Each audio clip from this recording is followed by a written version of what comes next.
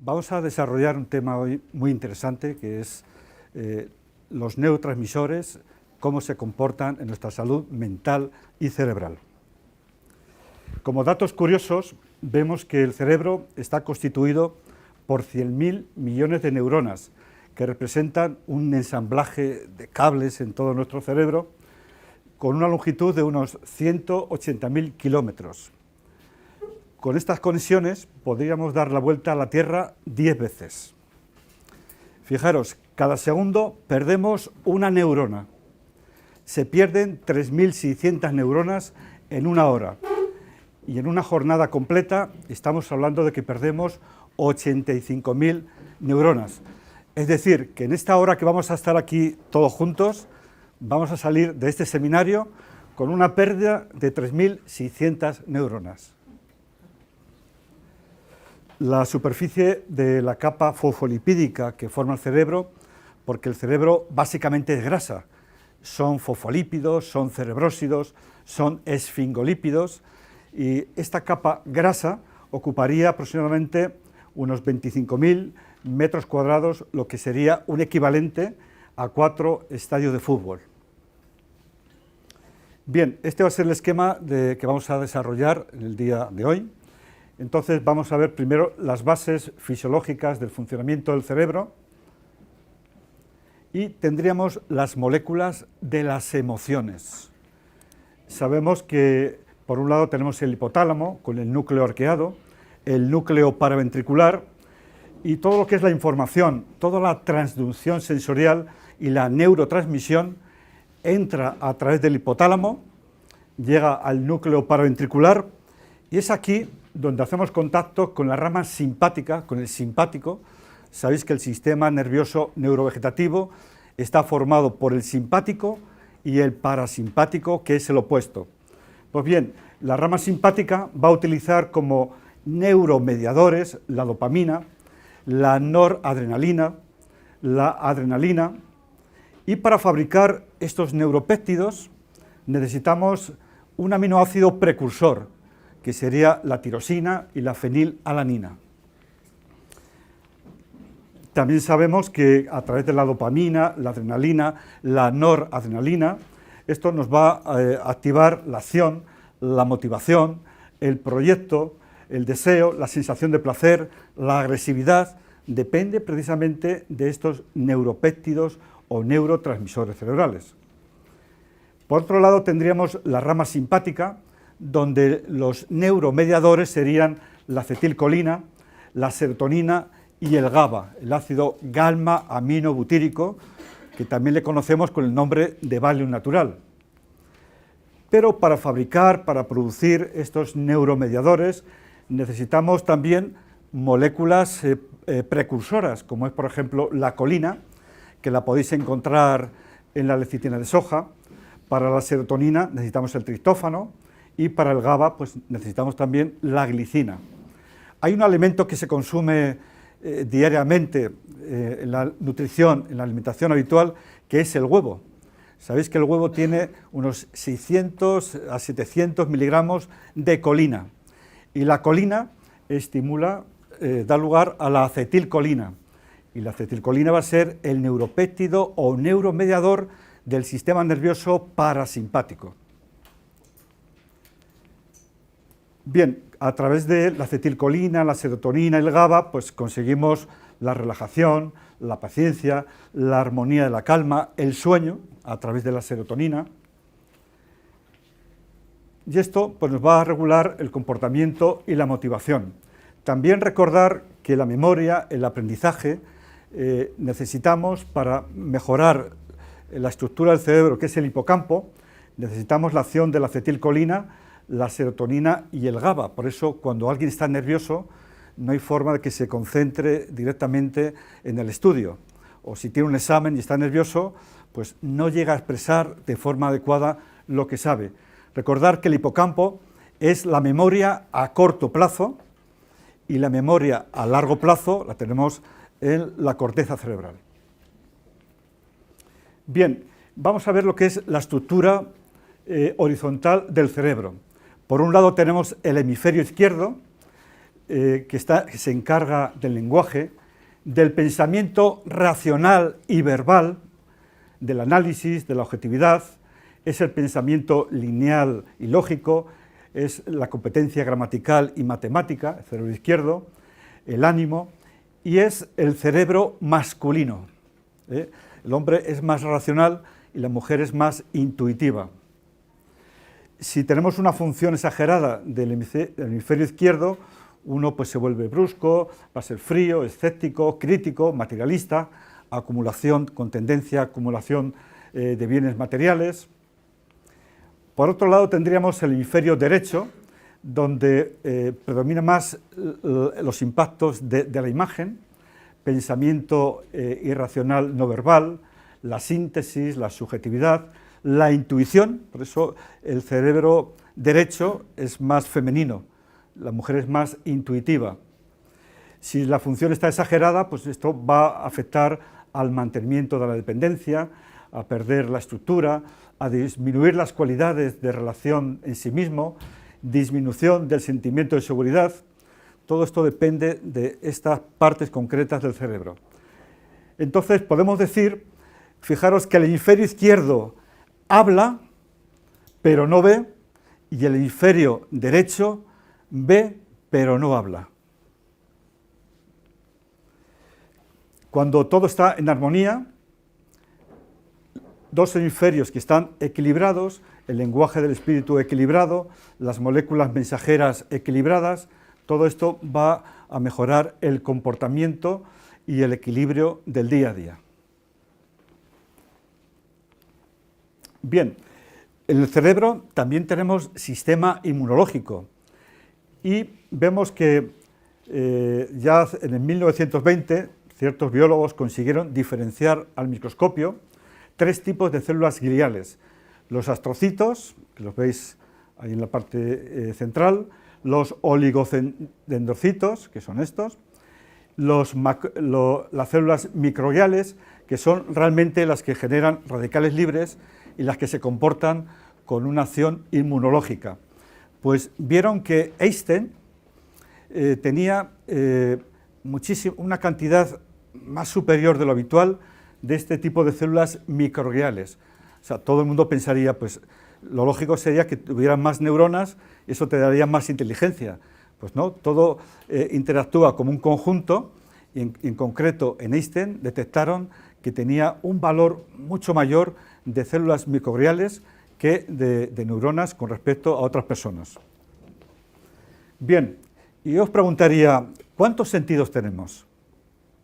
¿Alguien me podría contestar cuántos sentidos tenemos? 6.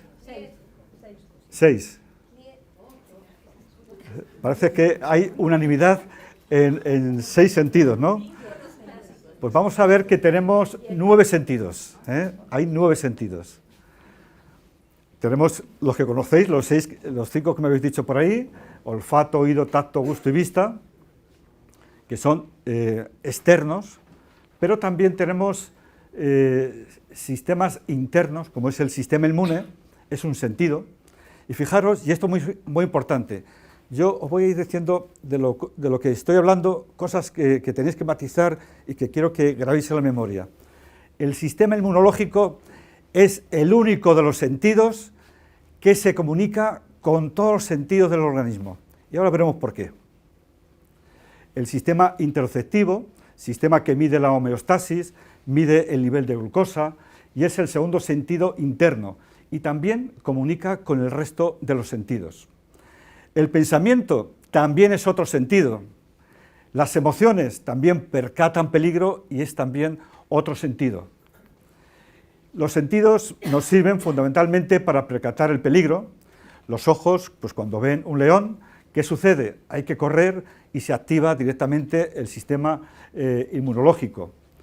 Si escuchamos un ruido peligroso, nos pone alerta y también se activa de nuevo el sistema inmunológico. Pero fijaros, cuando alguien se imagina un peligro, eso también activa el sistema inmunológico y ahora vamos a ver qué es lo que sucede con eso. El peligro virtual, que a veces tenemos, porque nos imaginamos ciertos peligros, emociones o pensamientos, también van a activar el sistema inmune.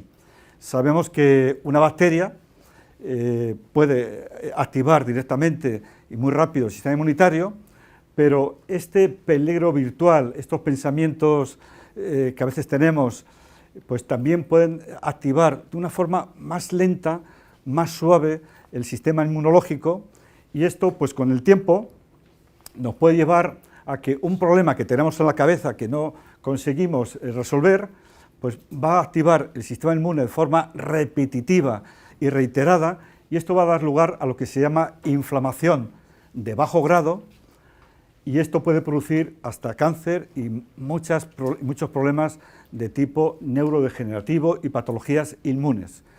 ¿Por qué? Porque si el sistema inmune lo tenemos activo durante mucho tiempo, aunque sea de forma suave, es lo que el doctor Barry Sears decía, inflamación silenciosa, que es la inflamación de bajo grado, pues eso llega a perturbar el equilibrio del sistema inmunológico y esto puede afectar al buen funcionamiento del mismo, y esto nos puede provocar, entre otras cosas, patologías de tipo cáncer o patologías de naturaleza inmunológica.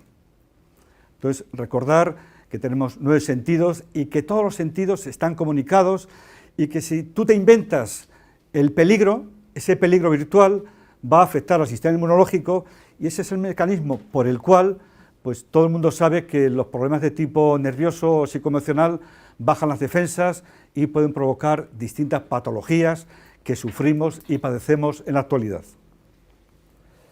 Bien, vamos a ver también qué es la barrera hematoencefálica. Es la barrera que permite el paso a través de esta barrera, a través de la sangre, permite el paso de glucosa, de aminoácidos, de hormonas liposolubles, permite el paso del CO2, el bicarbonato le cuesta mucho más trabajo pasar, y sabemos que esta barrera es impermeable a muchas sustancias, a muchas macromoléculas que podrían perturbar el equilibrio biológico de nuestro cerebro. Y fijaros que yo pongo ahí impermeabilidad. En la actualidad se ha visto que el estar hablando por teléfono móvil durante 1 hora aumenta la permeabilidad de esta barrera hematoencefálica, y esto puede permitir el paso de sustancias tóxicas que en condiciones normales no pasarían, o de virus o de bacterias que pueden ir vehiculizados a través de la sangre. Entonces, cuidado con el teléfono, que puede aumentar la permeabilidad de la barrera hematoencefálica. Bien, la neurona, pues como sabéis, tiene el cuerpo de la neurona con las dendritas, los axones. Hay cosas que pasaré rápido porque las doy un poco ya por sabidas.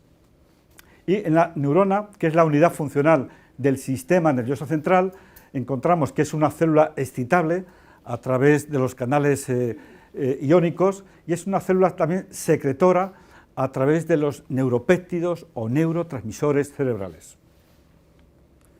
Entonces, en la neurona encontramos un polo receptor de mensajes aferentes, por donde llega la información, y a través del axón tenemos un polo emisor, por donde producimos o fabricamos los neuropéptidos o neurotransmisores para que haga contacto directo con la otra neurona. Bien, decíamos que la membrana de las neuronas pues contienen también fosfolípidos. Esto da fluidez a la membrana. Contiene también colesterol. Por cierto, ¿sabéis cuáles son las 2 grasas más importantes del cerebro? El colesterol. ¿Y la segunda? Omega 3. Omega 3. Pero dentro de los omega 3...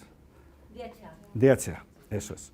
Entonces, las 2 grasas más importantes del cerebro son el colesterol. Por eso el colesterol no es una cosa mala, no es una molécula mala, y de hecho la vida no sería posible sin la presencia del colesterol.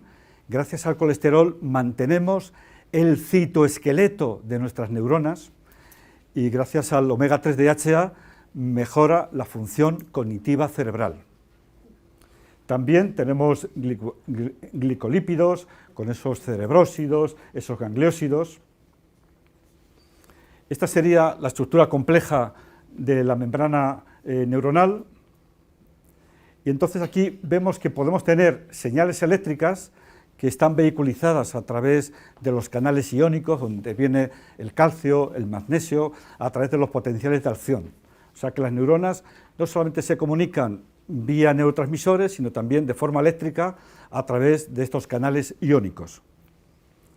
Aquí tendríamos un terminal presináptico, donde vemos las mitocondrias, vemos también los neuropéptidos que por exocitosis se van liberando y hacen contacto con el terminal postsináptico para regular esa neurotransmisión cerebral. Bien, entonces ahora hemos visto un poco las bases fisiológicas, ahora vamos a ver los neurotransmisores. Dentro de los neurotransmisores encontramos derivados de aminoácidos, como son las catecolaminas, la dopamina, la noradrenalina, la adrenalina, que derivan de la tirosina. Después tendríamos las indolaminas, derivadas del triptófano, como es la serotonina y melatonina. Y después tendríamos los aminoácidos, como aminoácidos excitadores, que son el aspartato, el glutamato, y los que son inhibidores, que todos los conocéis, el ácido gamma-aminobutírico, que también le conocemos con el nombre de Valium natural. Y después tenemos la acetilcolina, que es el neuropéptido o un neuromediador del sistema nervioso neurovegetativo parasimpático. Sabéis que el exceso del simpático nos destruye y el parasimpático nos repara. El huevo pues sería un buen alimento. Sabéis que los huevos empiezan por una numeración alfanumérica. Hay que elegir los huevos que empiezan por el 0, porque esos son huevos que tienen una composición química muy distinta a los huevos que proceden de granja. Son gallinas que están al aire libre, que comen verde, entonces son más ricos en omega 3 y son más ricos también en esta sustancia fosfolipídica que nos llevaría a la acetilcolina. Bien, y después dentro de los derivados de los aminoácidos tenemos la dopamina, noradrenalina y adrenalina.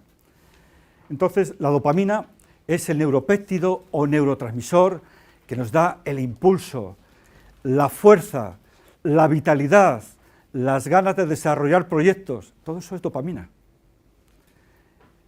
Después vendría la noradrenalina, que sería el acelerador, esto sería el paso a la acción, y también la búsqueda de la recompensa. Y después de la noradrenalina vendría la adrenalina. Bien, pues ¿cómo se producen, cómo se fabrican estos neuromediadores? Pues sabemos que a partir de la tirosina, que debe de entrar a través de la nutrición, a través de la alimentación, pues la tirosina, que forma parte de esos alimentos proteicos, a través de una serie de cofactores, como es la vitamina B3, el hierro, se transforma en dopa.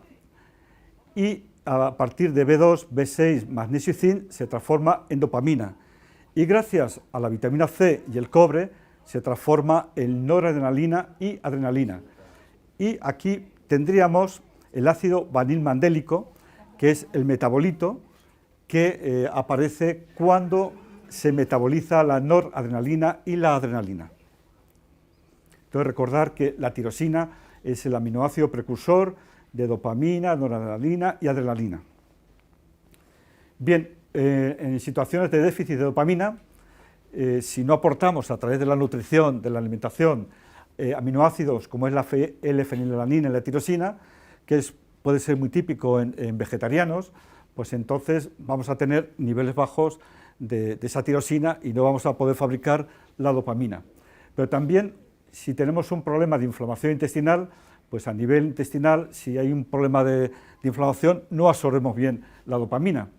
El Parkinson, pues sabemos que muchos pacientes tienen un déficit de una enzima que es la tirosina hidroxilasa, y esto pues dificulta el paso a la L-dopa, y esto puede provocar con el tiempo un problema de Parkinson.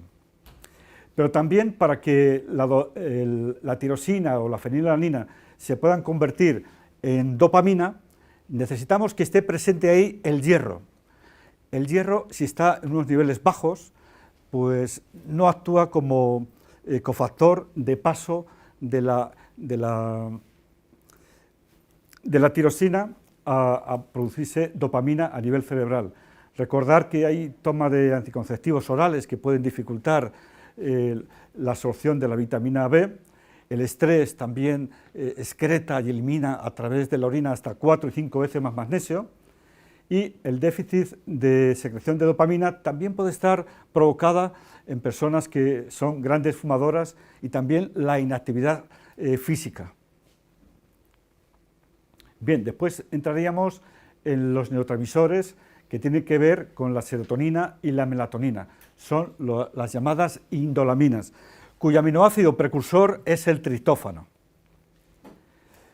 ¿Qué efectos tiene el triptófano a nivel general o a nivel central? Pues vemos que a nivel periférico tiene efectos cardiovasculares, efectos sobre la musculatura lisa, es decir, aumenta la motilidad intestinal, mejora también las contracciones del útero y de los bronquios, y a nivel central, es decir, a nivel cerebral, pues se encarga de la regulación del sueño, del humor, de la termogénesis, sobre todo por la noche, y también regula el apetito. Ese es el motivo por el cual muchas personas que tienen niveles bajos de triptófano y consecuentemente no tienen suficiente serotonina, tienen esa compulsividad por la comida. Sabéis que ¿cuántos cerebros tenemos? En términos de serotonina, 2 por aquí, 3 por ahí, 3. Tenemos 3 cerebros, efectivamente. El cerebro 1, que tenemos alojado en el cráneo, es responsable de la formación y producción del 5% de serotonina. El cerebro 2, que tenemos alojado en el plexo solar, en el área digestiva, es el responsable de la producción del 80% de serotonina. Y el cerebro 3 es la piel. Nosotros, antes de ser pluricelulares, éramos monocelulares, y en la membrana de la célula fabricábamos los neurotransmisores. Pues bien, el 15% de la serotonina total del organismo la producimos, la fabricamos a nivel de la piel, que es el tercer cerebro. Fijaros que de cada 10 mensajes que se establece entre el cerebro 2, alojado a nivel intestinal, y el cerebro 1, 9 mensajes los envía el cerebro 2 al cerebro 1 y un mensaje el cerebro 1 al cerebro 2. Es decir, que la información es somatopsíquica y no psicosomática. Es como si estuvieran hablando por el WhatsApp, pues uno envía 9 mensajes mientras el otro recibe un solo mensaje. Entonces, 3 cerebros: piel, aparato digestivo y la masa encefálica. Bien, entonces vamos a ver cómo el triptófano es el precursor de la serotonina. Tiene que entrar también a través de la nutrición, a través de la alimentación, y necesita también una serie de cofactores como es la vitamina B2, la B3, el hierro, que se transforma en 5-hidroxitriptófano, y a través de estos cofactores B2, magnesio y zinc se transforma en serotonina, y esto da lugar a la N-acetilserotonina, que posteriormente, por una serie de procesos bioquímicos denominados de metilación y acetilación, en la glándula pineal se biotransforma en melatonina. Por cierto, recientemente han descubierto cuál es la molécula final que nos hace regular el equilibrio del sueño, y no es la melatonina. Todo el mundo pensaba que era la melatonina, es la valentonina. Pero la valentonina viene de la melatonina, del metabolismo de la melatonina. O sea que algo tiene que ver también la melatonina. Bien, el triptófano, fijaros, corresponde al 1% de los aminoácidos totales. El triptófano es destruido por el calor intenso. Este es el motivo por el cual, si hacéis barbacoas o ponéis carne a la plancha o lo sometéis a un proceso de cocción muy intenso, pues que sepáis que el triptófano puede ser destruido a través de cocciones o temperaturas prolongadas. En caso de estreñimiento, sabéis que hay personas que comen demasiado deprisa, llegan residuos o fragmentos proteicos de alimentos que no se han digerido bien, y esto puede contener triptófano, y en situaciones de estreñimiento pues generan una sustancia aromática que es el indican, y esto indicaría que produce una perturbación en el equilibrio de la flora intestinal.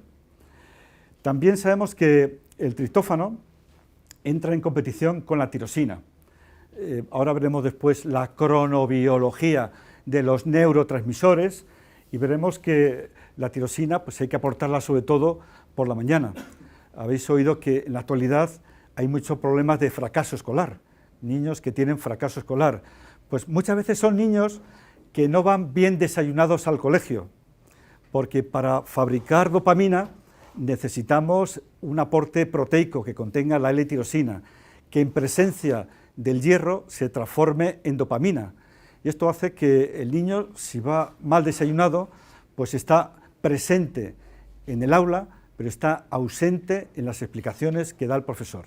Entonces vemos cómo la nutrición, la alimentación juega un papel importante y por la mañana en los desayunos deberíamos de integrar de alguna forma una carga proteica entre 30 o 40 gramos.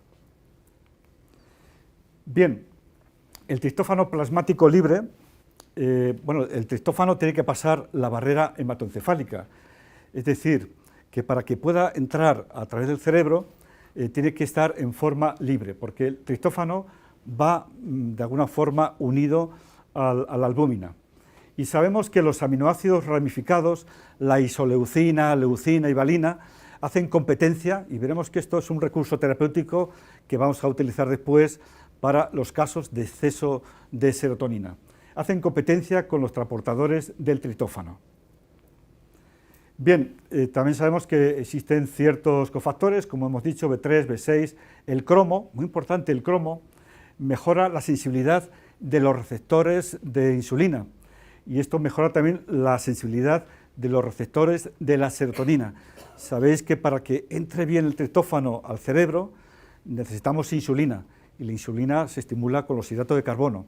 Veremos también que lo vamos a utilizar como recurso terapéutico en muchas ocasiones para aumentar el nivel de serotonina. Pero también necesitamos magnesio, omega 3, que dan esa fluidez a la membrana neuronal. Bien, entonces un déficit de triptófano que lo podemos encontrar en vegetarianos o en dietas muy estrictas, por trastornos en la absorción, como trastornos digestivos, el estreñimiento crónico. También en personas que tienen un déficit de cofactores debido a la toma de corticoides. Los corticoides gastan y consumen vitaminas del grupo B. El alcohol reduce sensiblemente la vitamina B1. El estrés excreta y elimina a través de la orina hasta 4 y 5 veces más magnesio de lo habitual. Y los síndromes inflamatorios y la obesidad pues pueden ser causas de que no entre de forma adecuada el triptófano a través del intestino. Bien, la melatonina, pues como sabéis, se produce 1 hora después de la puesta al sol. Empezamos a fabricar la melatonina, poquito a poco va aumentando, en un momento determinado se transforma en esa valentonina y esto nos induce de alguna forma el sueño. Es muy importante para regular el biorritmo de la persona.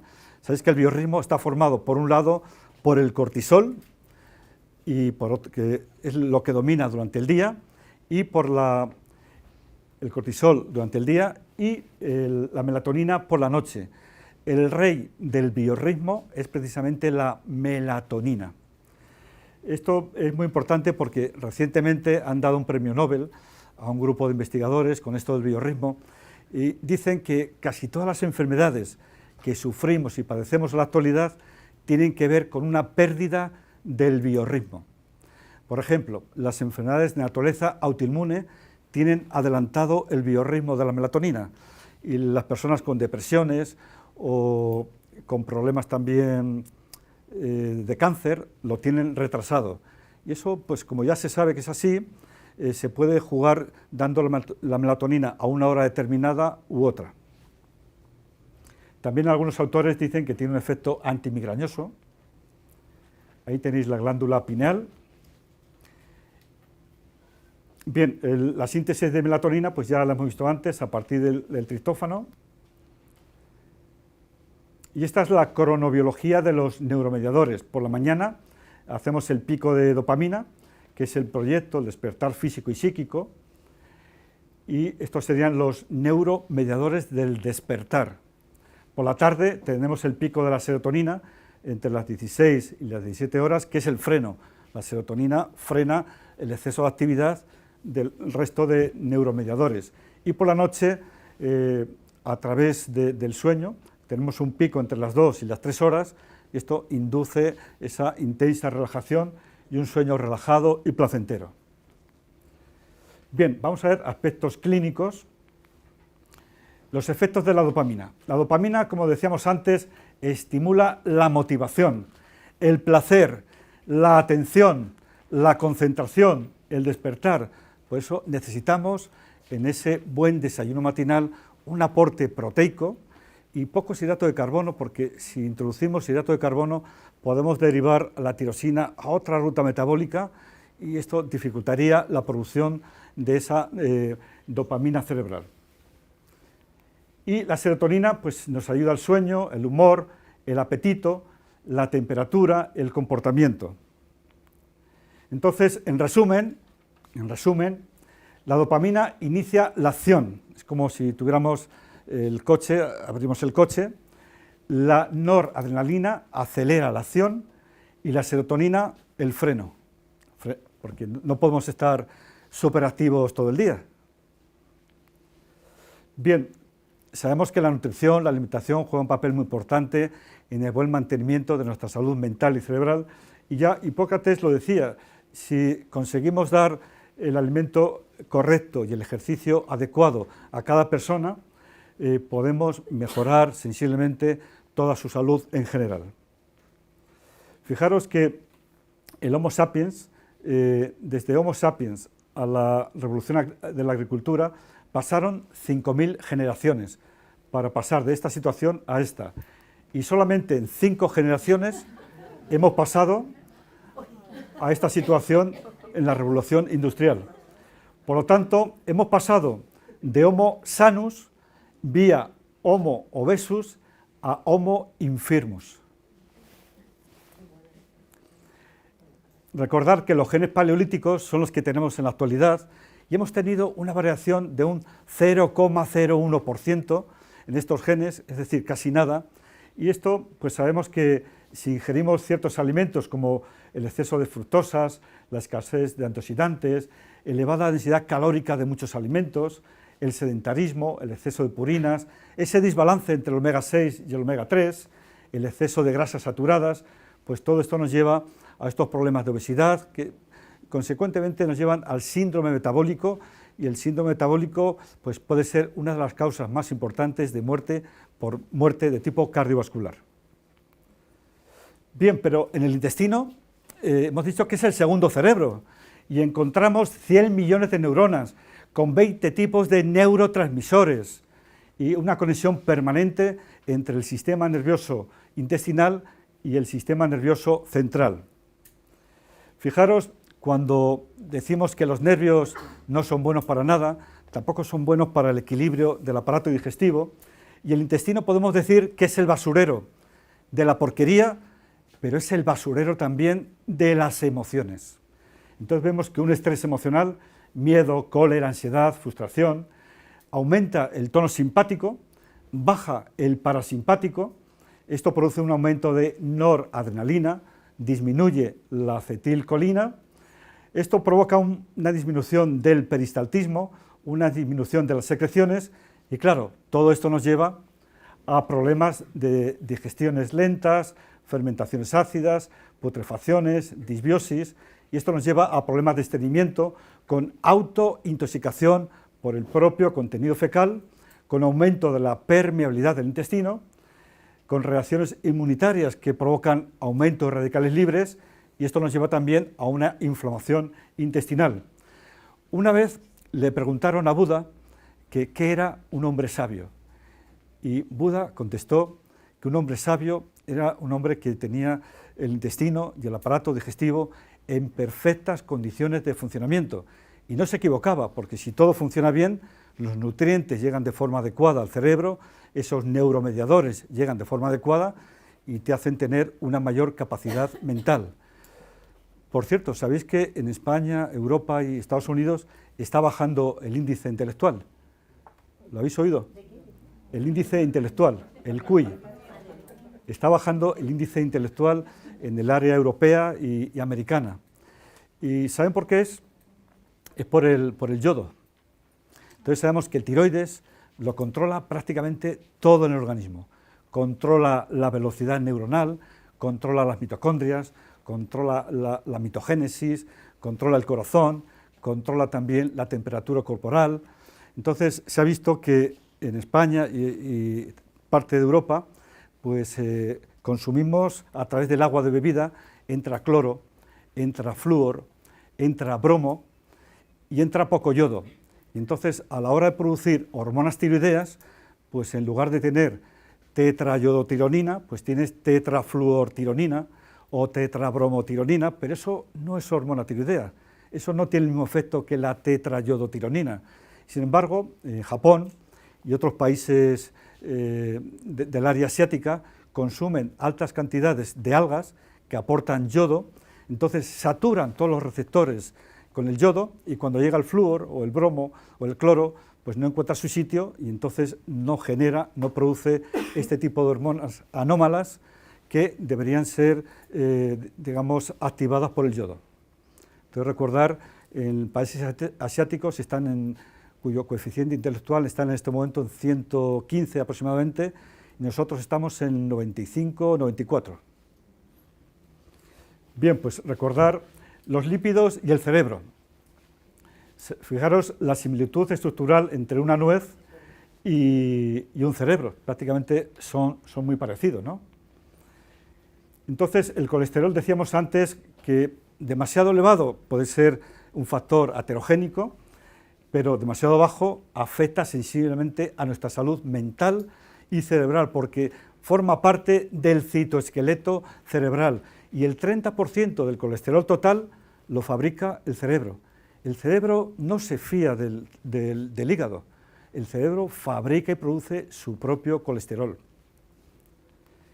Y para ello, pues sabemos que una de las grasas importantes es el omega 3 DHA.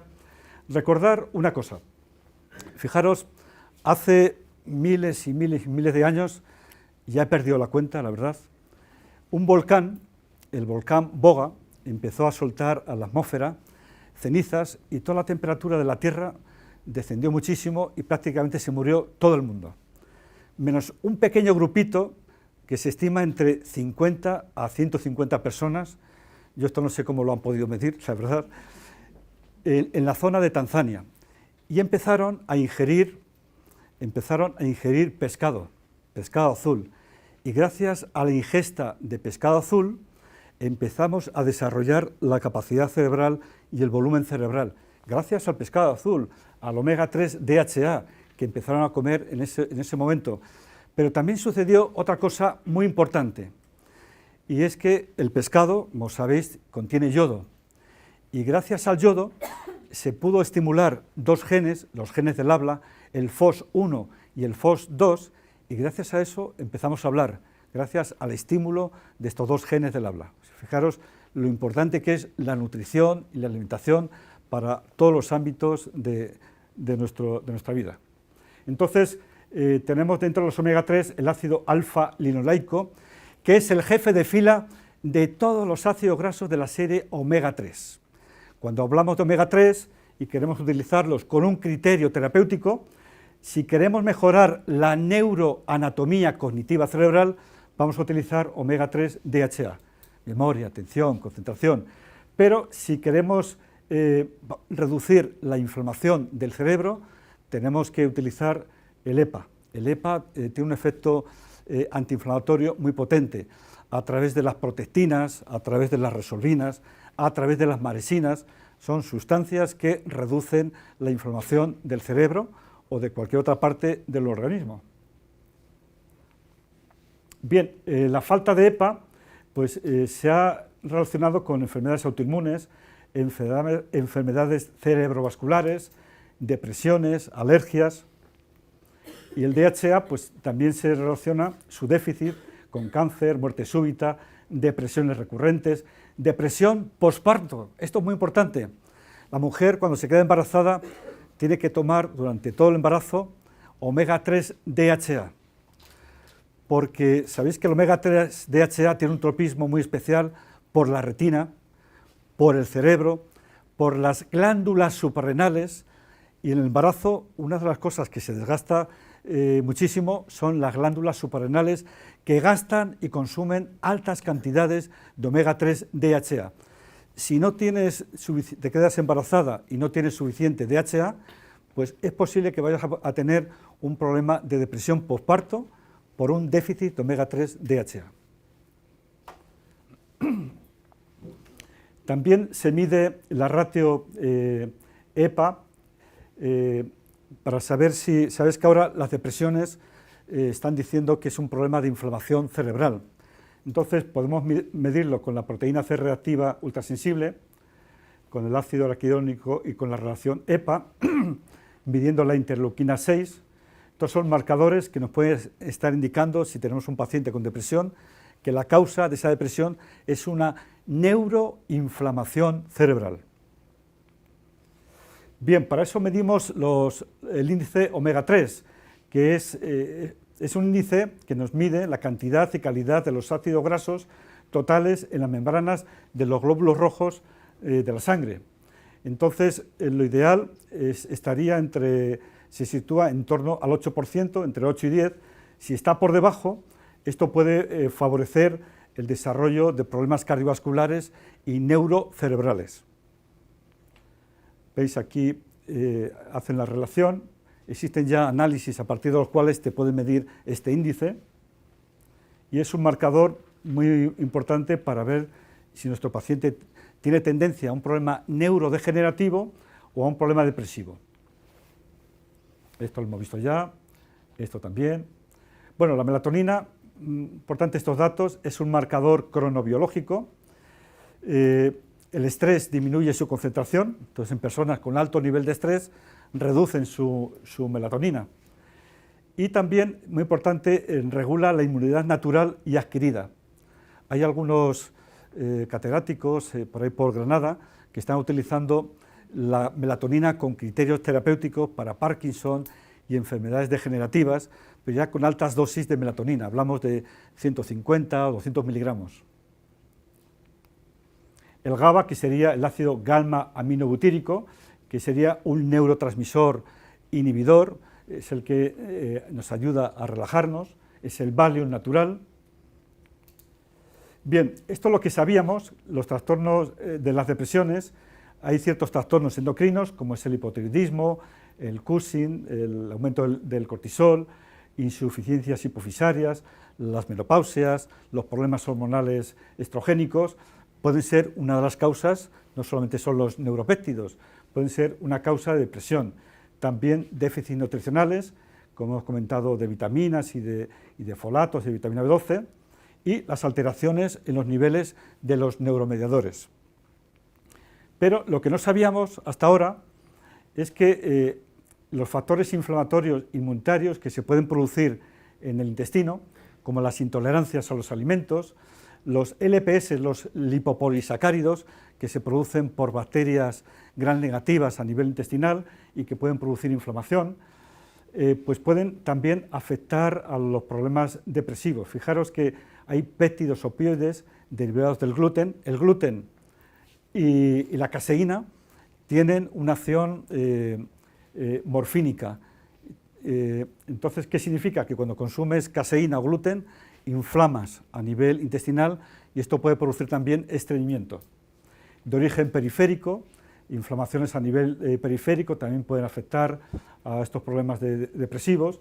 Los déficits en omega 3 o el desequilibrio omega 6, omega 3, la relación de las enfermedades también cardiovasculares con la osteoporosis. Bien, vamos a hacer un poquito rapidito ahora esto, porque ya me dicen que hay poco tiempo. ¿Qué hacemos cuando tenemos la dopamina elevada? Vamos a tener este metabolito alto en la orina. Esto, cuando uno tiene mucha dopamina, va a estar nervioso, va a estar agitado, ¿no? En exceso. Entonces, la dopamina va a producir hiperactividad mental, sobreexcitación, a veces esos movimientos tipo TOC, trastornos compulsivos. Y también sabemos que ciertos antígenos que vienen desde el intestino, a través de una serie de metabolitos, sobre todo el Clostridium, pueden afectar también a los niveles de dopamina cerebral, y esto puede provocar también cierta agitación. Consejo nutricional. Bueno, para bajar la dopamina no hay grandes consejos nutricionales. Regular, en la medida que sea posible, la alimentación, y si observamos que hay problemas de porosidad intestinal, que hay perturbación del equilibrio del intestino, pues regular con probióticos, prebióticos y la L-glutamina como regulador de la porosidad intestinal. Esto es lo mismo. Y ahora tendríamos la dopamina por debajo. Esto nos va a producir cansancio, agotamientos, depresión dopaminérgica, los TDAH con problemas de atención y concentración y Parkinson. Bien, sabemos que con respecto a la clínica, pues lo hemos dicho, la dopamina nos da el impulso, la fuerza, la vitalidad, las ganas de desarrollar proyectos. Todo eso, si tenemos baja la dopamina, pues se va a alterar. Ciertos temblores también, que nos pueden llevar también a problemas de Parkinson. En cuanto a la fisiopatología, recordar que para que la tirosina se convierta en dopamina, tenemos que tener un transportador que sería el hierro, que favorece el paso de la tirosina a dopamina en el cerebro. Ciertos problemas de diabetes tipo 2, ahora lo veremos en otro gráfico, el estrés crónico, pueden derivar la tirosina a otra ruta metabólica y esto puede dificultar la producción de dopamina. Aquí lo tenéis, ¿veis? Este sería el desayuno, una ingesta proteica, pero si el paciente tiene una ingesta excesiva de hidratos de carbono refinados con el desayuno, o tiene un estrés con aumento del cortisol, o tiene una diabetes tipo 2, pues la tirosina, a través de la tirosin aminotransferasa, derivan la tirosina al ciclo de Krebs y dificultan la entrada de la tirosina al cerebro para que se convierta en dopamina y posteriormente en noradrenalina. ¿Qué podemos hacer cuando en este tipo de situaciones? Pues aportar alimentos, precursores de dopamina, como es la tirosina, fenilalanina, y también pues alimentos ricos en proteínas, que son los que aportan esa L-tirosina. Evitar los zumos de fruta, los edulcorantes sintéticos o alimentos muy refinados con el desayuno para que no dificulten la entrada de la tirosina a dopamina en el cerebro. También podemos complementar con preparados que tienen L-tirosina. Hay que distinguir entre L-tirosina aminoácido de la tirosina hormona tiroidea, son cosas distintas, ¿eh? Entonces podemos dar L-tirosina, 500 miligramos, 2 gramos por toma, y no sobrepasar 8 gramos al día. Bien, ahora viene el sistema noradrenérgico. Cuando está muy elevado, vamos a tener este metabolito alto en la orina, y esto va a producir estrés y ansiedad. Esto va a producir reacción de estrés agudo, hiperactividad sensorial, trastornos ansiosos generalizados. Y aquí pues tenemos que regular un poco una alimentación salud, aportar magnesio. Sabéis que el magnesio es el mineral de la relajación muscular. Y podemos aportar como unos 6-7 miligramos kilo peso día, repartidos en varias tomas a lo largo del día. Si la noradrenalina está baja, pues esto va a afectar al aprendizaje y al humor. Y esto pues se puede provocar trastornos de aprendizaje, trastornos ansiosos, sufrimiento moral, trastornos del humor con pérdida del placer, se llama anedonia, es como se denomina, a veces también pensamientos suicidas. Y en cuanto a la fisiopatología, pues vamos a encontrar su metabolito muy disminuido en orina. También hay que revisar los cofactores. Consejo micronutricional, pues aporte de precursores de L-tirosina, cápsulas de 500 miligramos, 1,5 a 2 gramos al día, y en caso de déficit demostrado, pues si el hierro está bajo hay que aportar hierro, si el cobre está bajo, pues hay que aportar cobre, que eso se puede analizar ya a través de los análisis. Bien, seguimos ahora con la serotonina. Vamos a encontrar, si está alta, su metabolito elevado en la orina. Entonces, Si está alta hay que pensar en un estado inflamatorio intestinal, trastornos cognitivos, del comportamiento, trastornos obsesionales, fobias sociales, angustias, fobias. Puede ser debido a un exceso de serotonina, porque la serotonina en exceso te hace estar pasado de rosca, ¿eh? Así como por debajo te deprime, en exceso te hace como estar pasado de rosca. Un aporte de aminoácidos de cadena ramificada nos vendría muy bien, porque como sabemos que compiten en la entrada a través de la barrera hematoencefálica con el triptófano, pues es un recurso terapéutico que podemos utilizar de forma transitoria para evitar que entre demasiado triptófano al cerebro, y esto puede provocar un aumento de serotonina. Cuando el eje de la serotonina está bajo, su metabolito va a estar bajo, y esto va a producir depresión, trastornos compulsivos alimentarios, insomnio y también esa impulsividad por la comida. Por eso, normalmente, la compulsión por comer suele pasar fundamentalmente por la tarde, por la tarde-noche. Cuando es por el día, ahí está implicado también el cromo. Entonces, vamos a tener problemas de comportamiento, tipo compulsivo, trastornos del sueño, trastornos del humor, ansiedad, trastornos de la personalidad, cuando la serotonina está baja. Hay que revisar en cuanto a la fisiopatología si existe un déficit de hierro, de folatos, y hay que revisar, muy importante, el intestino, porque hemos dicho que el triptófano, si estás en disbiosis, si tienes una alteración o perturbación del equilibrio de la flora intestinal, vas a transformar el triptófano en indican y ya no lo absorbes. Este es el motivo por el cual a veces pacientes te dicen: oiga, doctor, yo tomo triptófano y no me hace nada. Pues es posible que lo estés desviando a través del intestino por otro lado. La barrera hematoencefálica, si consumes proteínas que contienen tirosina, pues también pueden competir en la entrada del triptófano a la barrera hematoencefálica. Y también por vía cerebral, cuando están muy activadas las vías IDO, que son, ¿veis? Mira, aquí tenéis el triptófano. Cuando alguien tiene problemas de estrés físico, estrés psicológico, tiene sobrepeso, obesidad, síndrome metabólico, esto genera un aumento de citoquinas proinflamatorias, como es el TNF, la interleuquina 6, radicales libres, y esto hace que active esta enzima que es la IDO, la indolamina, y entonces, ¿qué sucede? Que si tú te entra triptófano, pero estás en esta situación, pues el triptófano te lo desvía hacia la vía de los ácidos orgánicos cerebrales y ya no fabrica serotonina, aunque estés tomando triptófano.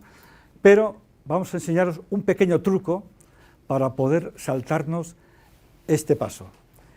¿Se os ocurre qué podríamos hacer para poder saltarse la acción de la IDO? Es un complemento dietético que encontráis en los herbolarios. Si tenéis esta situación de inflamación, de estrés psicológico, psicobiológico, sobrepeso, síndrome metabólico, sabéis que la IDO os va a desviar el triptófano a la vía de los ácidos orgánicos cerebrales. Pues una forma que tenemos de saltarnos esta vía es dar el 5-HTP, el 5-hidroxitriptófano. Así saltáis esa vía. Este es un dato muy importante, ¿eh? Bien, veis que con exceso de cortisol, el triptófano activa el latido, y cuando hay inflamación de bajo grado con interleuquinas proinflamatorias, estimulan la IDO, entonces el triptófano va a esta ruta metabólica, la quinureína, que es neurotóxica. Pero sin embargo, si damos el 5-HTP, ya nos saltamos toda esta ruta y transformamos directamente en serotonina. Bueno, vamos a ir un poquito rápido. Bueno, esto es aportar los cofactores que decíamos. El litio también es un regulador psicoemocional muy importante. Es una lástima que la hayan suprimido dentro de la farmacopea natural que tenemos a nivel de la medicina natural. La insulina, veis que la insulina ejerce un efecto importante para eliminar la albúmina del triptófano, que se convierta en triptófano libre, y este pasaría directamente a la barrera hematoencefálica. El litio también favorece este paso, y fijaros, la aspirina, el ácido acetil salicílico y el vino tinto, o sea, que tomar una copita de vino tinto, pues también nos viene bien. estimula este paso y favorece el paso del triptófano libre a través de la barrera hematoencefálica. Podemos utilizar en fitoterapia la hierba de San Juan, la pasiflora, el azafrán, que son inhibidores de la recaptación de la serotonina. Bien, después serían los cofactores, que básicamente, me dicen que hay poco tiempo, los cofactores básicamente es reponer aquellos cofactores que intervienen en la regulación y en la producción de estos neuropéptidos o neurotransmisores cerebrales. Tenemos el magnesio, el zinc. Una cosa importante, en problemas de depresión aguda han visto los investigadores que no existe una variación muy importante del magnesio, pero en situaciones de depresiones leves o moderadas sí han visto diferencia en los niveles de magnesio. El zinc también sabéis que es muy importante. Os iba a contar una cosa muy interesante del zinc, pero no da tiempo. Los folatos, su deficiencia, los folatos, que es la B9, puede producir irritabilidad, depresión. La B12,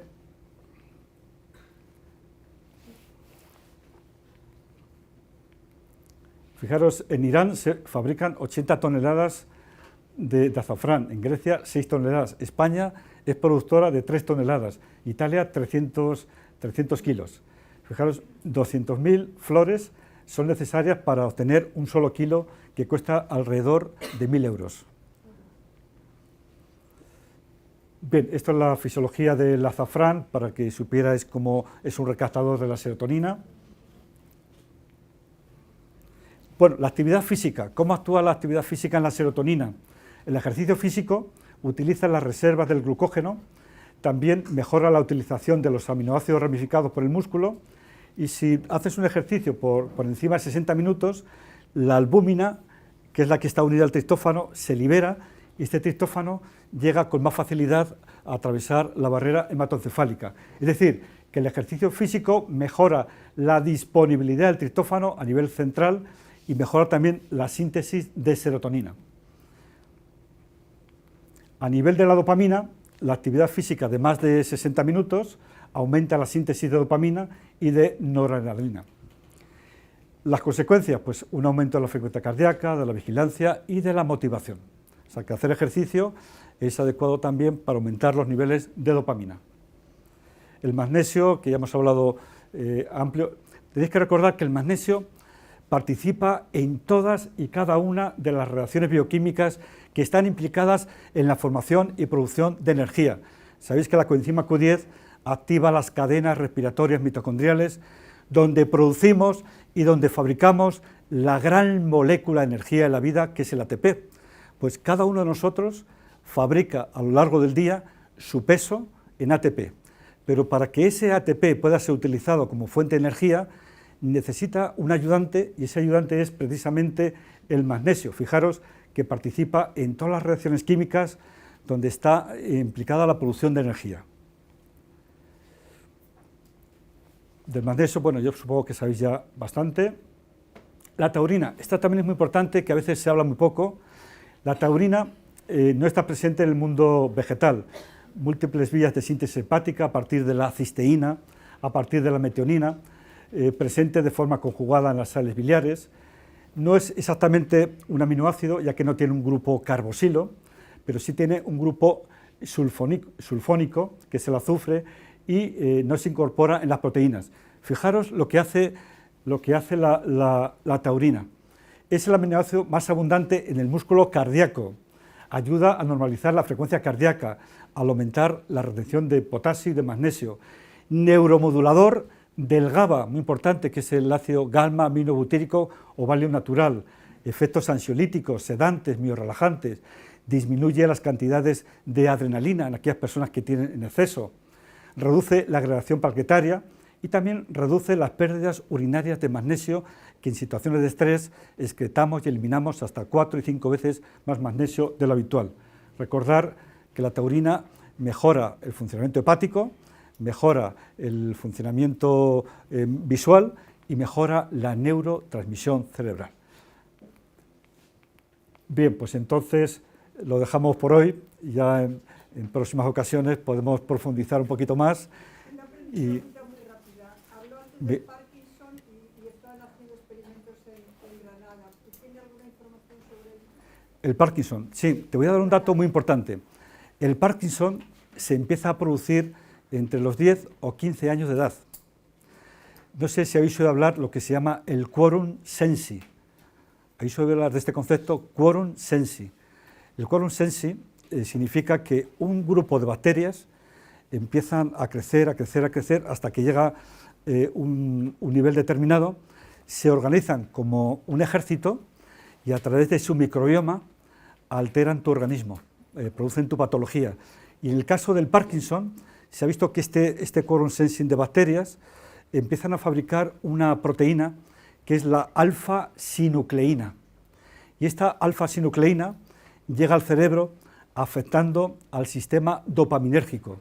Y esta es la causa principal del problema del Parkinson, la acumulación de la proteína alfa-sinucleína, pero cuyo origen inicial es el intestino. Por eso la mayoría de los autores médicos de las distintas épocas ya lo sabían, ya lo decían, que la raíz de todos los males está en el mal funcionamiento digestivo y el mal funcionamiento intestinal. Y en concreto el Parkinson, alfa-sinucleína, por este aumento de estas bacterias que dan lugar al quorum sensi. ¿Siempre se comienza tan pronto? ¿Habrá casos? Empieza pronto, por eso en los problemas de Parkinson es bueno que el paciente no vaya estreñido. Pacientes con sospecha de Parkinson tienen que ir bien al servicio para que no acumulen la alfa-sinucleína que puede llegar al cerebro afectando al sistema dopaminérgico. ¿Y lo del zinc que dijo? ¿El? Lo del zinc. El zinc. Bueno, el zinc es, sabéis que el único mineral que llega de forma directa y concreta a los telómeros, sabéis que el telómero es la parte final de los cromosomas, y si esto es un telómero, cada vez que se divide la célula, se va acortando el telómero, se va acortando, pues el zinc tiene un efecto protector de los telómeros y de la telomerasa. Mejora la neurotransmisión entre los dos hemisferios cerebrales y es uno de los minerales más importantes para el mantenimiento del equilibrio ácido-básico. Prácticamente el 70% del zinc que entra en nuestro cuerpo es utilizado para la producción de bicarbonatos a nivel del páncreas y gracias a esos bicarbonatos tú regulas tu equilibrio ácido-básico. Y si no tienes zinc, tu equilibrio ácido-básico se viene abajo, porque la forma química más importante de regular ese equilibrio ácido-básico es tener unos buenos niveles de zinc. El zinc, a veces sabes que salen manchitas blancas en las uñas, esto es indicativo que hay una carencia de zinc. Y fijaros que el líquido espermático en el hombre, eso es muy rico en zinc. Sabéis que en el censo nacional español llegan el doble de mujeres a centenarias que de hombres. Entonces, cuando mantenemos la relación sexual, el hombre aporta a la mujer muchísimo zinc y de altísima calidad, y la mujer rejuvenece, y el hombre envejece.